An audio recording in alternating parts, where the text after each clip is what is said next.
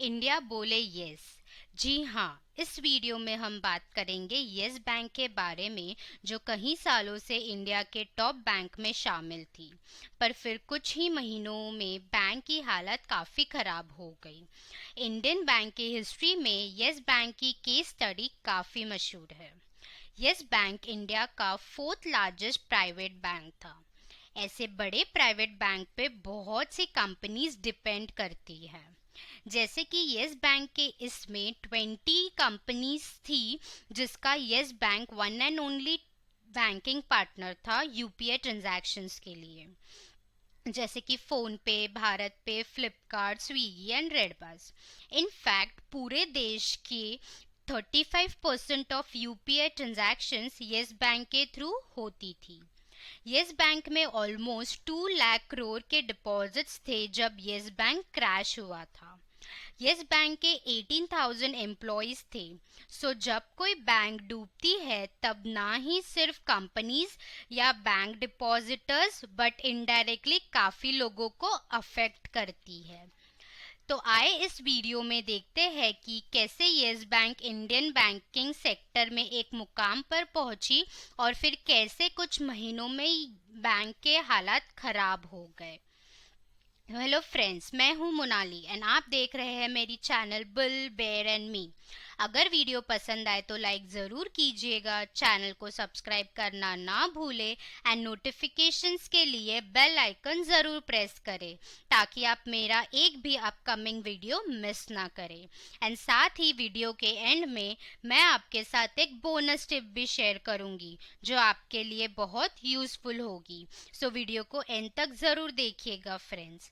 Yes bank के crisis के बारे में जानने से पहले हम यस बैंक के हिस्ट्री के बारे में थोड़ी इन्फॉर्मेशन ले लेते हैं। मिस्टर राणा कपूर ने अशोक कपूर और हस्कीरथ सिंह के साथ 1998 में राबो इंडिया फाइनेंस की एनबीएफसी स्टार्ट की। ये एनबीएफसी उन्होंने राबो बैंक के पार्टनरशिप से बनाई थी। फिर 2003 में उन्होंने ये पार्टनरशिप तोड़ दी और राणा कपूर, अशोक कपूर और हस्कीरथ सिंह ने अपने स्टेक बेच दिए क्योंकि उन्हें यस बैंक का सेटअप करना था।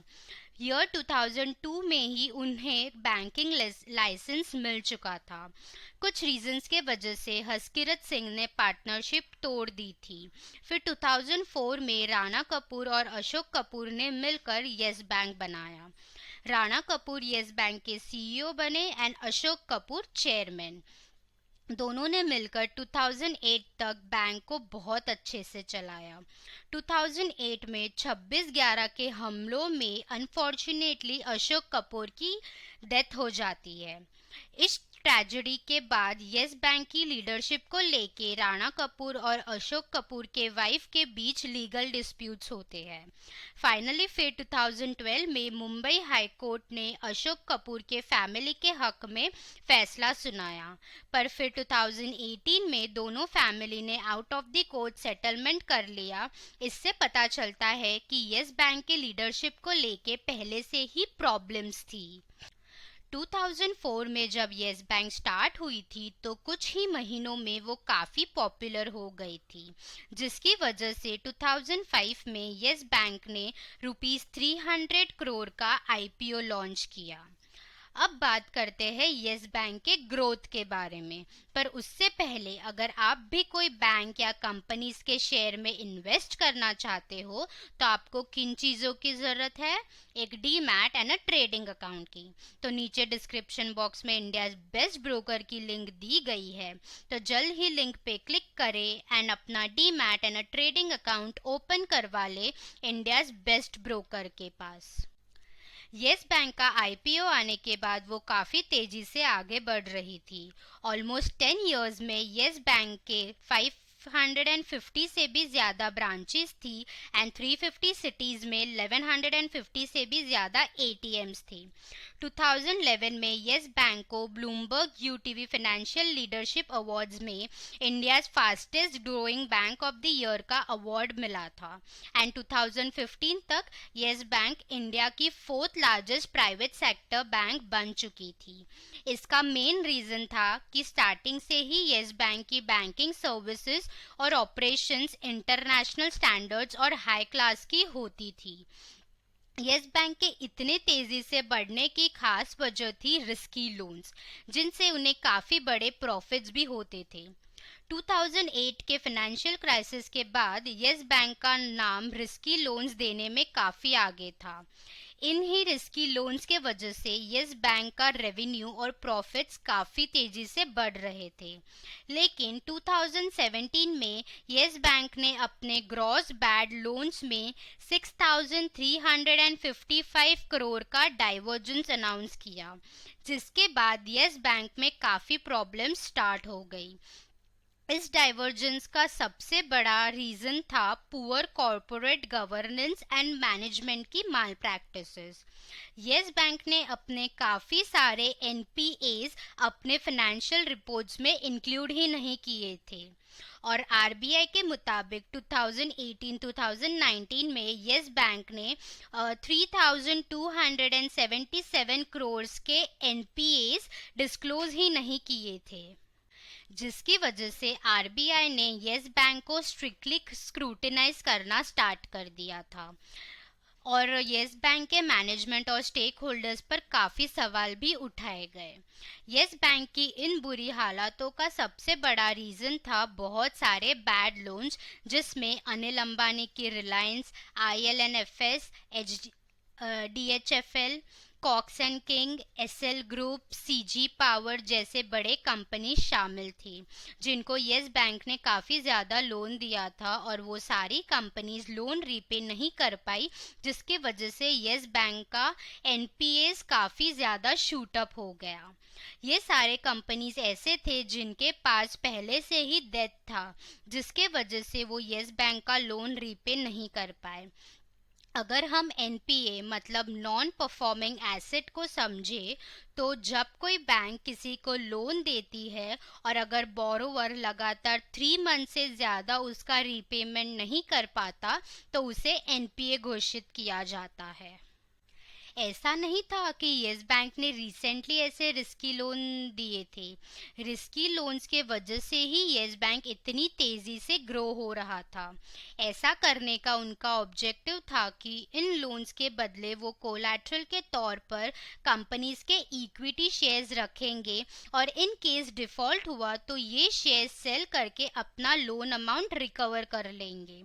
पर उनका ये डिसीजन रॉन्ग साबित हुआ, क्योंकि ये सारे कंपनीज फेल हो गई और उनके शेयर प्राइसेस भी गिर गए, जिससे लोन रीपे या रिकवर करना मुश्किल हो गया। इनमें से कुछ कंपनीज ने तो बैंकरप्सी भी डिक्लेयर कर दी थी।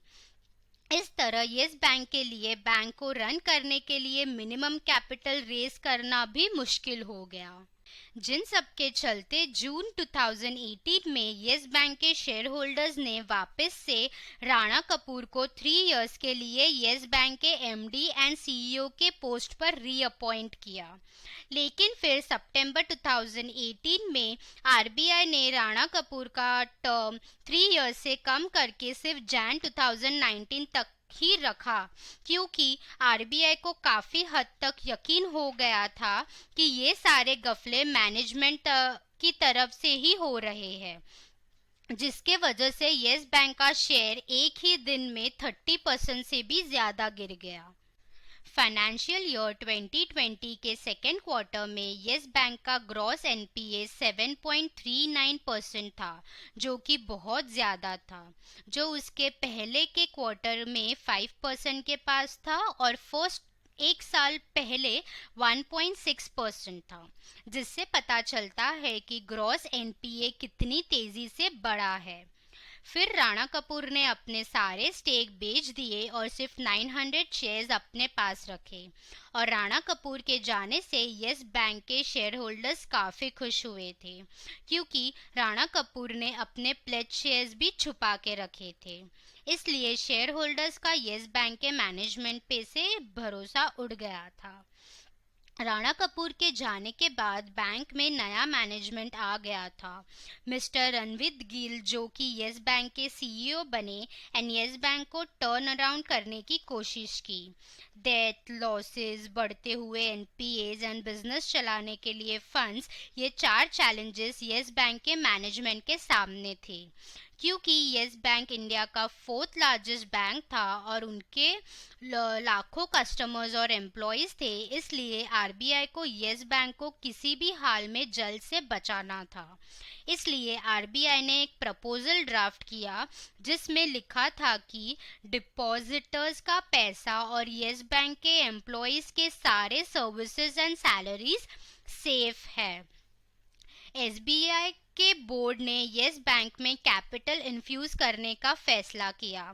एसबीआई यस बैंक की 49% की स्टेक होल्डर बन गई और ये होल्डिंग 3 इयर्स तक 26% से नीचे नहीं जा सकती। साथ ही और भी बैंक्स जैसे कि Kotak Mahindra bank, HDFC bank, बंधन बैंक ने भी यस बैंक में कुछ हिस्सेदारी खरीदी जिससे यस बैंक को एडिक्वेट लिक्विडिटी मिले और रिवाइवल हो सके। फिलहाल यस बैंक के एमडी और सीईओ प्रशांत कुमार है। अगर हम यस बैंक के इन्वेस्टर्स के बात करें तो बैंक का शेयर प्राइस 90% से ज़्यादा कम हो गया था, जिससे रिटेल इन्वेस्टर्स को काफ़ी लॉसेस हुआ। बैंक के शेयर प्राइस को स्टेबल करने के लिए बैंक के शेयर्स को डेरिवेटिव सेगमेंट से निकाल दिया गया और जिसके पास 100 शेयर्स से ज़्यादा शेयर्स थे उनकी 75% होल्डिंग्स 3 इयर्स तक लॉक की गई। तो ये थी यस बैंक की केस स्टडी और क्राइसिस की जर्नी।